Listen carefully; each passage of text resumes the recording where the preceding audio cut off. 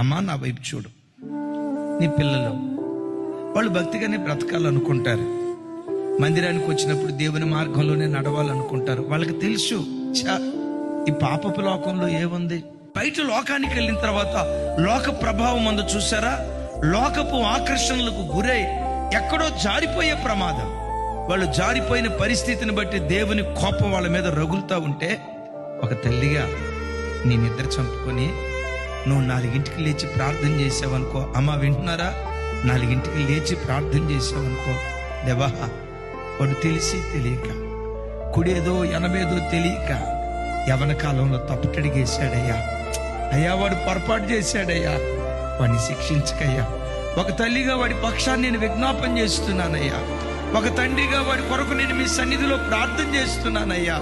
నా కన్నీళ్లు చూడవా, నా అంగలార్పు చూడవా, నా ప్రసవేదన చూడవా, వాడి కొరకు నేను కారుస్తున్న కన్నీటి చుక్కలు చూడవా.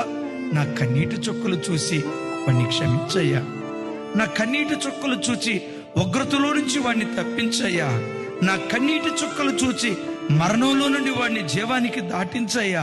నా కన్నీటి చుక్కలు చూచి కీడులో నుంచి వాడిని మేలుకు నడిపించయ్యా అని ఒక తల్లిగా నీ కడుపున పుట్టిన పిల్లల కొరకు, ఒక భార్యగా దేవుడు నీకు ఇచ్చిన భర్త కొరకు, ఒక భర్తగా నీ భార్య కొరకు, ఒక తండ్రిగా దేవుడు నీకు ఇచ్చిన పిల్లల కొరకు నువ్వు కన్నీళ్లు కారుస్తూ ప్రార్థన చేస్తా ఉంటే, ఆ ప్రార్థన అడ్డుపడి నీ పిల్లలను ఉగ్రతలో నుంచి దేవుడు తప్పించడం ప్రారంభిస్తాడు.